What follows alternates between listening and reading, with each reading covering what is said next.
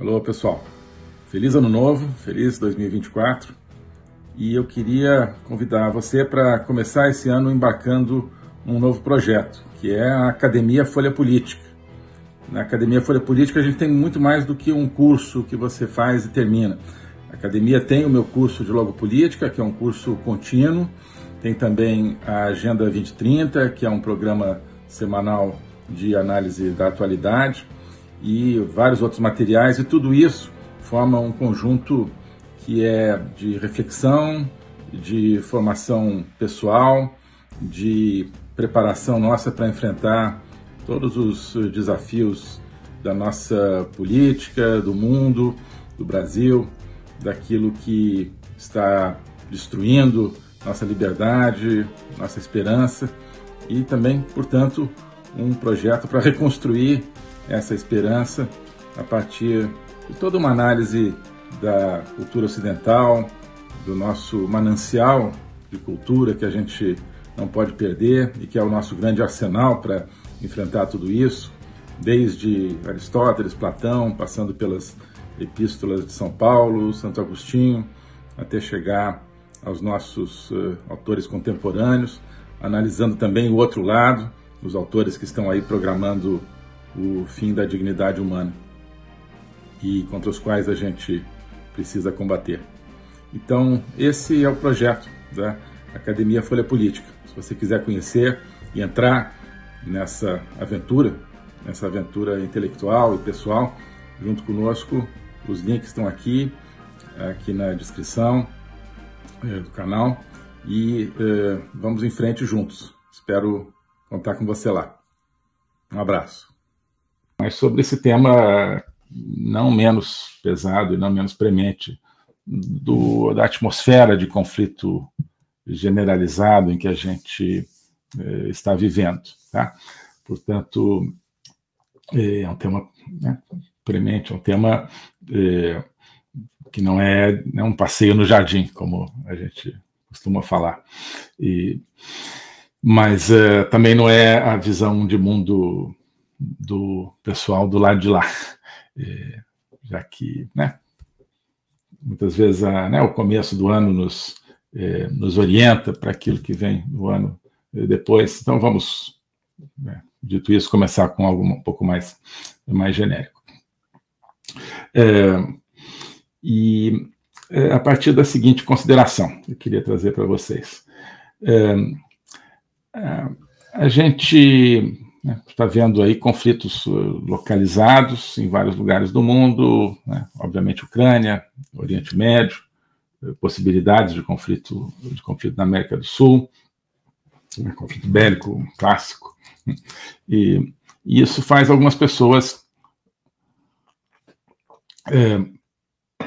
terem uma preocupação com a questão de guerra e paz, o mundo está com muita guerra, precisamos de paz. E a partir dessa reflexão que eu queria começar. Será que realmente se trata de uma questão de guerra tal qual a gente conhece, e uma questão, portanto, de paz tal qual a gente a conhece? Não necessariamente, não necessariamente. Nós temos que entender qual é a natureza da guerra que está sendo travada e, portanto, qual é a natureza da paz que se oporia a ela. Há vários tipos de guerra, há várias camadas de guerra, várias frentes de guerra, e a paz só faz sentido diante de uma determinada caracterização da guerra.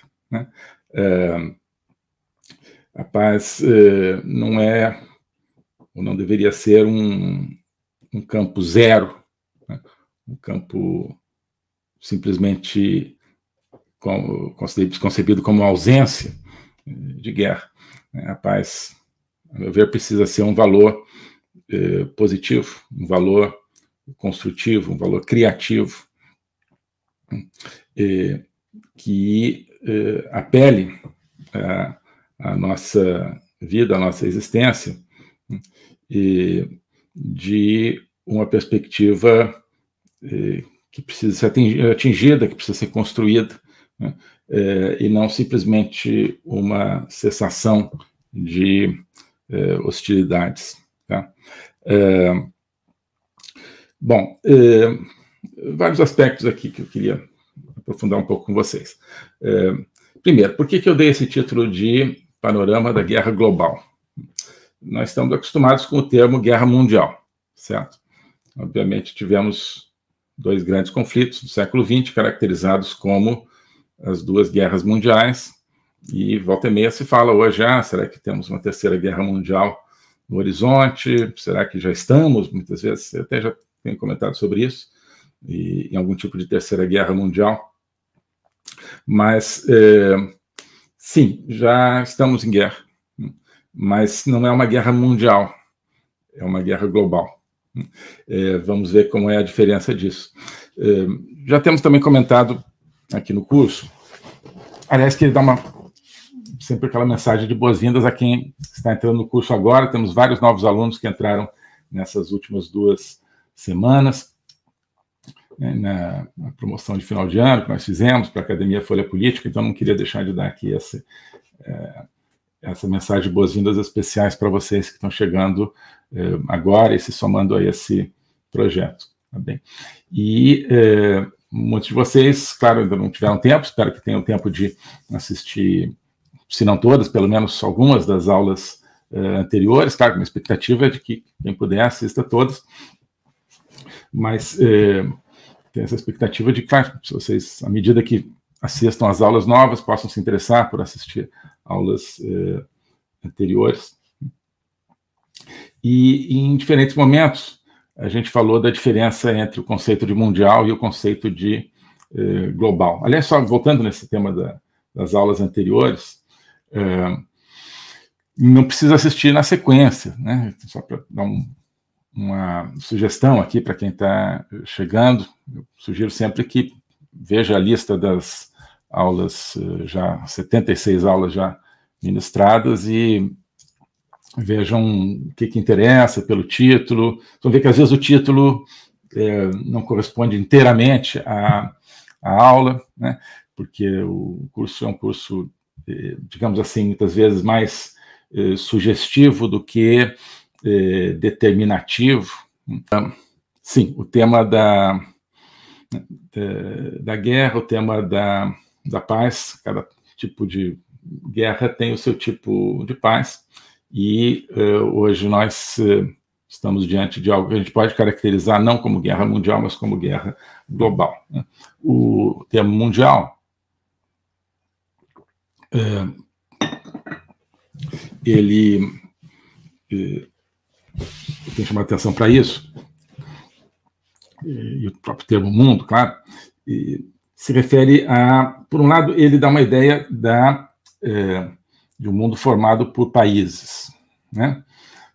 Por nações, enquanto que o termo global, ele projeta uma ideia de algo que está acima das nações, ou abaixo das nações, ou por dentro das nações, mas que, de toda forma, é um mundo onde a nação perde um pouco a sua substância e a sua identidade, não é à toa que se usa tanto esse termo global hoje em dia.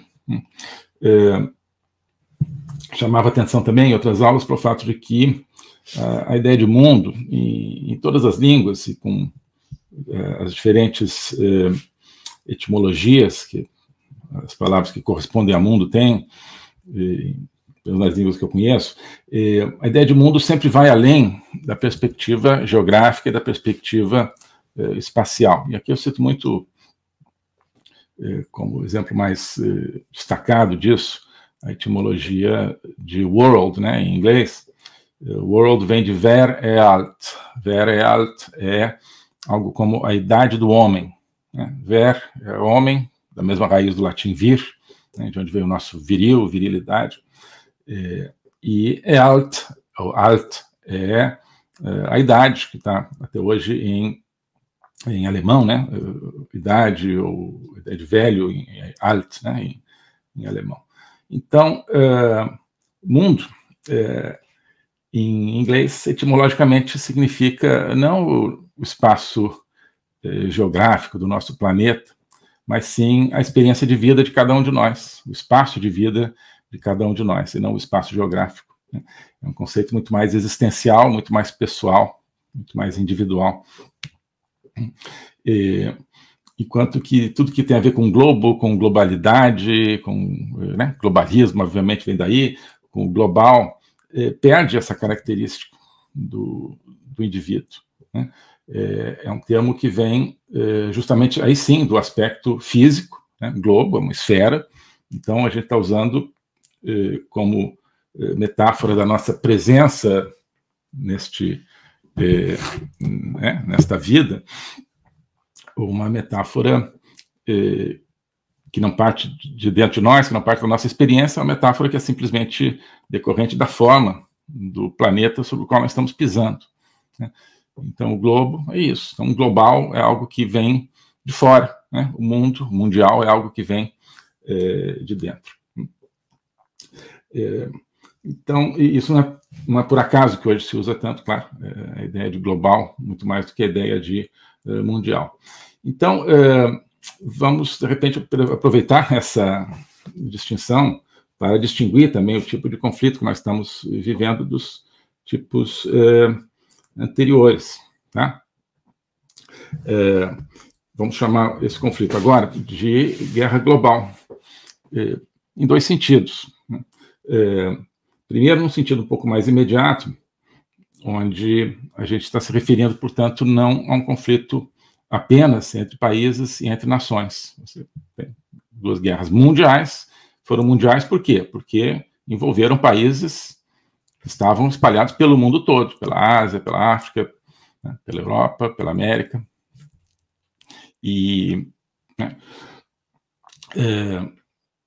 Enquanto que hoje você tem outros atores, né, outros processos que não são apenas os processos do choque entre países, do choque entre nações que estão atuando. Então, o fato de a gente chamar de global permite que a gente mude o paradigma. Então, não é o paradigma da guerra, que é uma guerra com uma coleção de países de um lado e uma coleção de países do outro. É mais complicado do que isso. E, ao mesmo tempo, ao chamar de guerra global, né, a gente está fazendo referência a, de certa forma, ao conteúdo de um dos lados dessa guerra. Né? A guerra, assim como, né, no Brasil a gente chama a guerra que envolveu Brasil, Argentina, Uruguai e Paraguai no século XIX, a gente chama de Guerra do Paraguai. Os demais países envolvidos chamam de Guerra da Tríplice Aliança,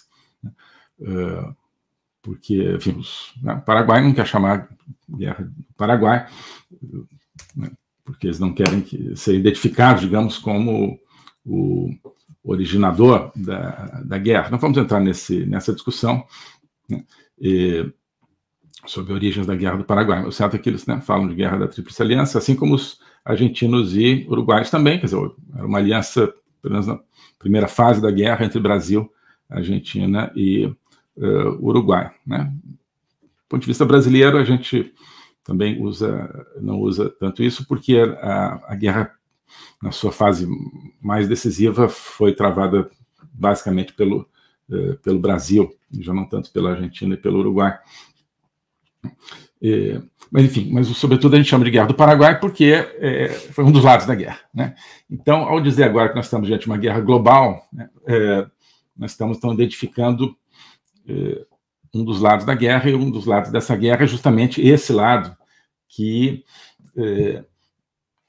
nos está, digamos, nos está atacando, né? Nos está abrangendo, ou tentando abranger de fora, a partir dessa noção externa do globo, né? E não e justamente vencendo essa dimensão interna do mundo, né? Da existência de cada um como a base da nossa experiência de vida, né? E tudo aquilo que vem com o globo, ou seja, a ideia de que você precisa, né, soluções globais para todos os problemas são globais, portanto, são problemas que dizem respeito fundamentalmente ao espaço físico, ao espaço material, né? E são problemas que, segundo quem os propõe, só podem ser resolvidos com as ideias que eles mesmos têm, que são essas ideias também provenientes de uma visão materialista. Então, ao chamar de guerra global, a gente está dizendo, olha, a guerra do globalismo. Assim como no século XIX nós tivemos a guerra do Paraguai. É o inimigo, né? É o inimigo. Se você quiser, podemos dizer, olha, estamos diante de uma guerra do mundo contra o globo, né? Uma guerra do ser humano, né, do Verrealt, do ser humano que chega aqui, olha, eu estou aqui diante de algo desconhecido, mas que ao mesmo tempo é onde eu me projeto, onde tem outras pessoas, onde eu tenho meus desejos, minhas dores, minhas felicidades, minhas tristezas. Isso aqui isso é o meu mundo, né? É o Verrealt. Do outro lado você tem, aqui é o globo, né? O globo é esse planeta físico que está aqui, né? E as pessoas não importam, né? Esse mundo individual não importa, essa construção de sentido a partir da existência não importa. Você tem essa materialidade planetária, digamos assim, né? Então, guerra global, vamos chamar dessa maneira. Essa guerra tem vários aspectos, obviamente. Temos nos referido também a vários deles, e é muito difícil ter uma visão de conjunto de tudo aquilo que está acontecendo, porque, em grande parte, a gente não vê como guerra aquilo que está acontecendo. Então, nós temos hoje, né, a guerra na Ucrânia, né, onde um país atacou o outro para tomar o território do outro, a guerra mais clássica que tem. Temos a guerra no Oriente Médio, né? Guerra, às vezes se chama guerra entre Hamas e Israel, mas aí você já vê que é uma guerra diferente, porque o Hamas é um grupo terrorista, não é um Estado. É um grupo terrorista que foi lá e matou da maneira mais atroz possível mais de 1.000 pessoas, cidadãos do país. Esse país está tentando eliminar esse grupo terrorista com, né, operações militares, mas temos aí já um tipo diferente de conflito. Temos, né, na América do Sul, a perspectiva talvez de um conflito onde a Venezuela de Maduro, né, pretende adquirir soberania sobre 2/3 do território da Guiana, onde talvez, né, países como os Estados Unidos, ou até mesmo o Reino Unido, que eu não acreditava que faria nada, mas deram sinais que poderiam facilitar as coisas para a Guiana. Temos aí uma perspectiva também de um conflito, nesse caso também um conflito clássico, né, de um país que, um pretexto ou outro, quer tomar o território de um país vizinho.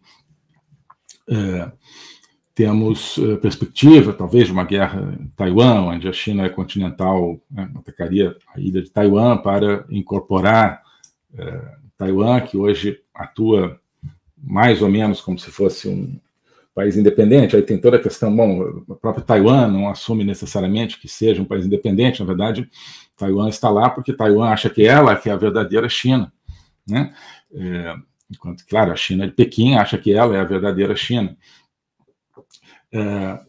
Aliás, essa parte é por isso que o tema de Taiwan é tão importante para o Pequim, para os chineses, porque é um problema de legitimidade, né? Enquanto houver enquanto existir Taiwan, Taiwan é a China, né, para os taiwaneses, a verdadeira China, embora seja muito menor, mas é ali que está né, aquilo que, digamos, o Estado que é herdeiro de todo o Império Chinês. E aí o Partido Comunista Chinês seria um usurpador da maior parte desse, né, desse império, desse reino do meio, né, que sempre foi a China.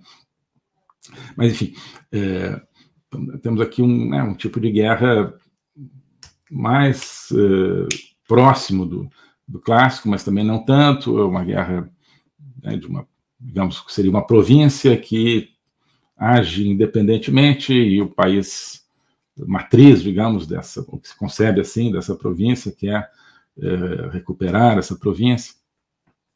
Mas, enfim, até aí são espaços mais ou menos clássicos de conflito. Agora, você tem, né, espalhados, né, pela África, por exemplo, focos de conflito interno em vários países, onde facções querem implementar estados do tipo islâmico, estados ligados ao terrorismo, ligados à Rússia, querem tomar o poder em vários países, em alguns já estão tomando, né, por exemplo. Tem uma guerra, tem guerras pouco faladas, mas guerras extremamente violentas, sendo travadas no Sudão, sendo travadas entre Etiópia e Eritreia, e assim por diante, né? Mas há outras guerras, há outras frentes de guerra em andamento. Uma delas aqui na fronteira sul dos Estados Unidos. Os Estados Unidos tem recebido, na média, 300 mil imigrantes ilegais por mês, nesses últimos meses, né? Desde o começo do governo Biden, começou a crescer exponencialmente o número de imigrantes ilegais que atravessam a fronteira dos Estados Unidos, e agora, nesses meses recentes, o número de imigrantes ilegais que entra mensalmente, mais ou menos, bateu junto com o número de nascimentos nos Estados Unidos. Então, nos Estados Unidos, 300 milhões de pessoas, pouco mais, nascem mais ou menos 300 mil pessoas, né, bebês por mês, e cada mês estão entrando também 300 mil imigrantes ilegais. Então, se você projeta isso no tempo, né, você vai ter, daqui a, quando essas crianças, né, tiverem crescido, você vai ter um momento em que a população americana abaixo de uma determinada idade, metade dela, ou seja, essa população será equivalente a um determinado grupo de imigrantes ilegais que entraram naquele mesmo período de tempo, né? Ou seja, para simplificar, né, se você projeta ao longo do tempo, daqui a pouco você vai ter metade da população americana nascida nos Estados Unidos e metade da população que entrou ilegalmente pela fronteira sul do país, né? Isso é uma coisa jamais vista em termos de número, de proporção. Calcula-se, então, entre 6 e 7 milhões o número de imigrantes ilegais que entraram desde o começo do governo Biden, né, em comparação com mais ou menos 10, 11 milhões que se calcula que já estivessem antes nos Estados Unidos, que já era muito, né, mas então em 3 anos praticamente dobrou, está em vias de dobrar o número de imigrantes ilegais. Esses imigrantes vêm, grande parte da Colômbia e da Venezuela, atravessando ali as florestas do Panamá, né? Se criaram trilhas aí, né, onde os traficantes de gente conduzem essas pessoas, muitas pessoas vão morrendo pelo caminho, as mulheres sofrem horrores, sobretudo, são estupradas e tal, ao longo do caminho, as crianças também, né, mas acaba que chegam lá e, em muitos casos, ficam devendo, né, depois dinheiro para os traficantes, etc. Mas o certo é que esse fluxo se tornou algo caudaloso, né, sem nenhum tipo de precedente, sem que haja uma reação, digamos, do governo americano. Por que isso é uma guerra? Isso é uma guerra porque isso está destruindo o tecido social americano, está destruindo os serviços sociais americanos. Grandes cidades americanas que não tinham assim o problema de, né, pessoas sem teto nas ruas, agora têm em grande parte, né, por causa desses imigrantes legais, pessoas que estão vivendo na rua, pedindo esmola, pedindo, né, sem ter abrigo, como Nova York, por exemplo, né. Alô a todos. Hoje eu gostaria de falar sobre o meu novo curso de logopolítica, onde eu vou colocar a versão completa daquilo que eu tenho a ensinar sobre o globalismo. O globalismo nas suas múltiplas dimensões: geopolítica, econômica, social, cultural, filosófica, dimensões que só podem ser entendidas em conjunto, e que só podem ser entendidas em conjunto a partir de uma perspectiva logopolítica, ou seja, uma perspectiva do logos. Logos é a essência do ser humano, é a racionalidade, mas é também a linguagem e a capacidade de se comunicar e de sentir a transcendência. E essa essência do ser humano está ameaçada e por isso a gente precisa entendê-la numa perspectiva logopolítica, portanto política, ou seja, que tem a ver com a discussão do destino, com a luta pelo destino. Portanto, logopolítica diz respeito à luta e ao combate pelo futuro da humanidade, pela essência do ser humano, que está ameaçada justamente pelo globalismo. Ensinar isso, para mim, é uma missão que eu quero compartilhar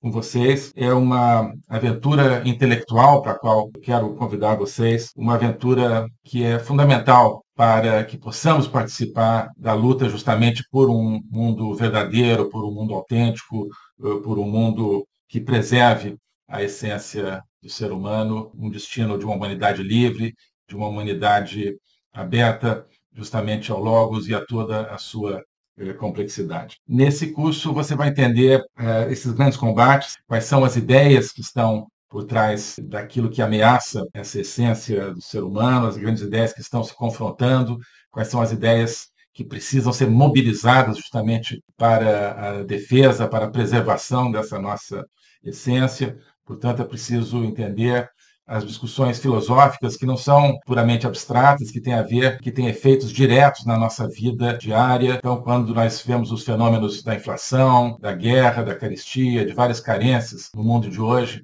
nós estamos diante, no fundo, de processos que têm a ver com as ideias. São as ideias por trás desses processos que determinam a sua problemática. Então, essa concepção de um ser humano sem essência, sem transcendência, que nós vemos hoje na nossa sociedade, essa concepção é que tem consequências dramáticas, inclusive na nossa vida material. Atrás dessa concepção existe um projeto de controle total, um projeto totalitário, de domínio. É por causa disso que nós assistimos hoje a fenômenos que nos parecem caóticos, que nos parecem desconectados, mas que vão acabando com a nossa liberdade, vão desestruturando a nossa sociedade, fazendo com que nós vivamos, mesmo dentro de países teoricamente democráticos, cada vez mais dentro de uma sociedade de controle. Então, nós hoje temos, você certamente tem, dificuldade de entender o que está acontecendo no mundo. Isso é decorrente justamente de visões parciais, que eu vou procurar cobrir e conectar. Então, não adianta entender apenas economia, apenas conflitos militares, ou apenas algumas questões sociais. É preciso entender as ideias que querem dominar o mundo e as ideias que precisam ser resgatadas para que nós preservemos a liberdade do mundo. Então é isso que eu quero oferecer a você nesse curso de logopolítica. Nós vamos estudar o conceito, a evolução, a manifestação do globalismo na história recente, sobretudo, mas ao longo de toda a história humana, as ideias atuais que conformam o globalismo, elas são muito antigas, assim como as ideias de defesa e preservação da essência do ser humano também são antigas. Então nós vamos lá atrás, nos gregos, nos pré-socráticos, Platão, Aristóteles, e vários outros autores ao longo da história, procurar entender tanto as ideias da defesa do logos, da defesa da essência do ser humano, quanto as ideias que hoje ameaçam tão fortemente e tão incisivamente a nossa liberdade